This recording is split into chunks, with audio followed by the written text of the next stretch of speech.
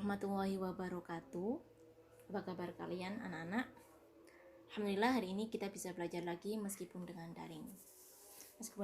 Kita akan awali dengan berdoa seperti biasa. Al-Fatihah.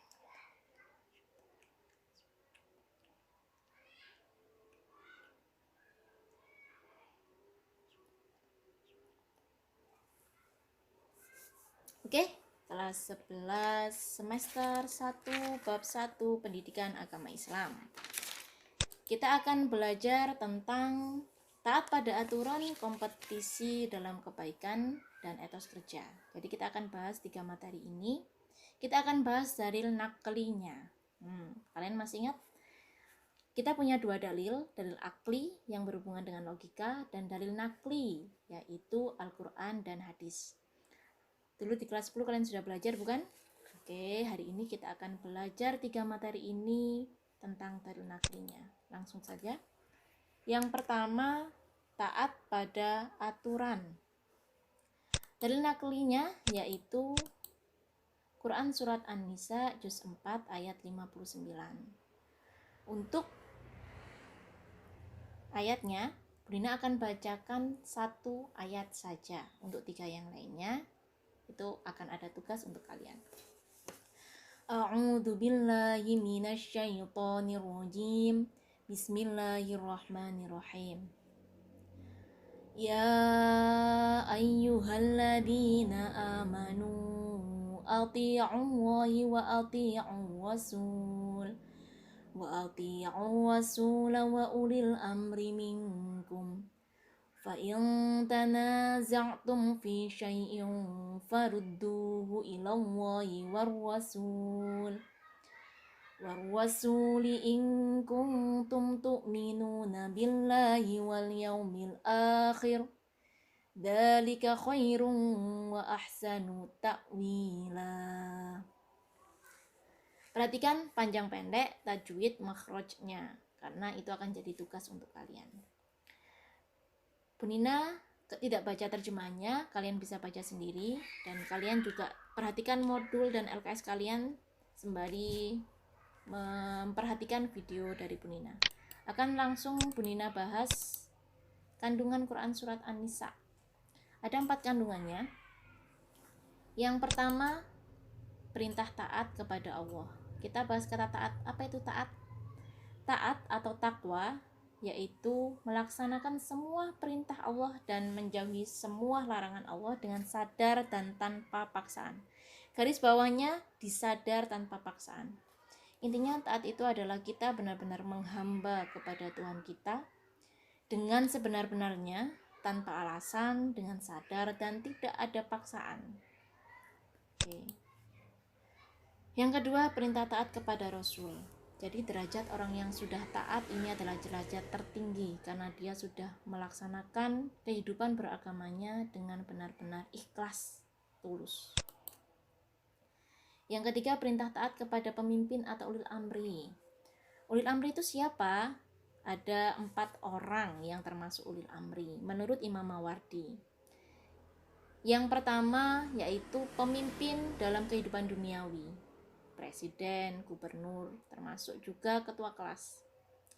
Yang kedua, ulama dan fuqaha, yaitu beliau-beliau yang memberikan fatwa atau yang mengarahkan kita kepada syariat keagamaan.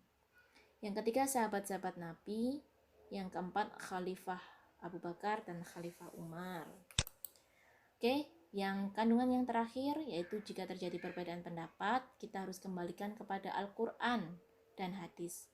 Dalam tekstual ayatnya yaitu kita kembalikan kepada Allah dan Rasul. Yang ditafsirkan yaitu dikembalikan kepada Al-Quran dan hadis. Maksudnya bagaimana? Jika terjadi sebuah permasalahan, kita harus menggunakan dalil atau argumen atau pedoman dari Al-Quran dan hadis.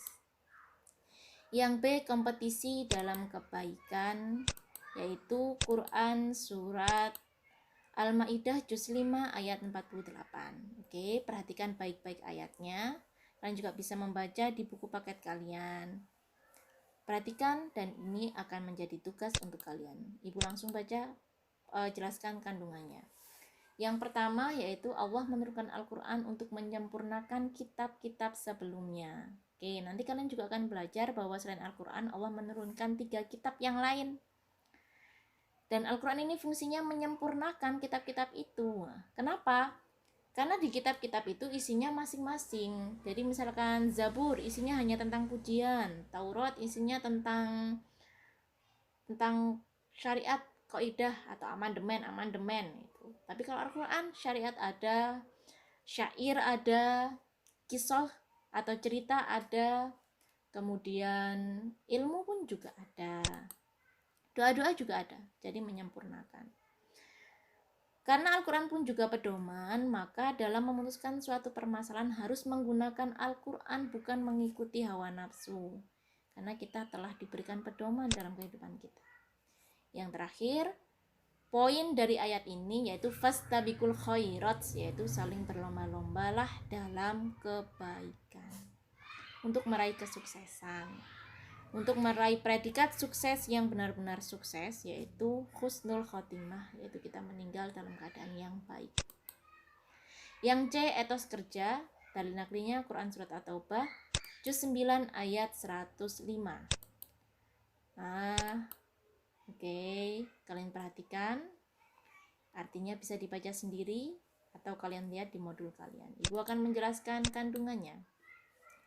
Yaitu, karena kita harus fastabiqul khairat, hubungannya dengan ayat sebelumnya, ayat yaitu anjuran untuk bekerja atau berusaha karena Allah dan Rasulnya melihat usaha kita. Jadi jangan pernah kita pesimis ketika kita melakukan sesuatu ternyata hasilnya tidak sesuai. Karena setidaknya kita telah melatih diri kita untuk berusaha, terus berusaha. Karena Allah melihat usaha kita dan insya Allah Allah tidak akan pernah mengkhianati usaha hambanya.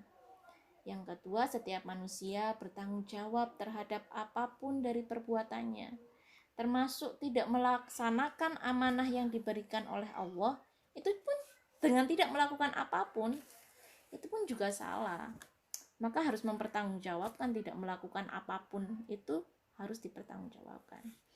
Setidaknya kita berusaha meskipun di awal sepertinya sangat sulit, bahkan tidak mungkin. Kita harus yakin kalau Allah sudah mentakdirkan, maka insya Allah kita bisa. Begitu. Karena Allah tidak akan memberikan beban kepada hambanya melebihi batas kemampuannya. Oke, begitu saja singkatnya. Yang lain bisa kalian baca sendiri di modul kalian atau LKS kalian tentang 3 materi ini dan dalil naklinya. Untuk tugasnya nanti kalian bisa lihat di websitenya STM Turen. Sekian dari Bu Nina, terima kasih. Ma'assalamah. Assalamualaikum warahmatullahi wabarakatuh.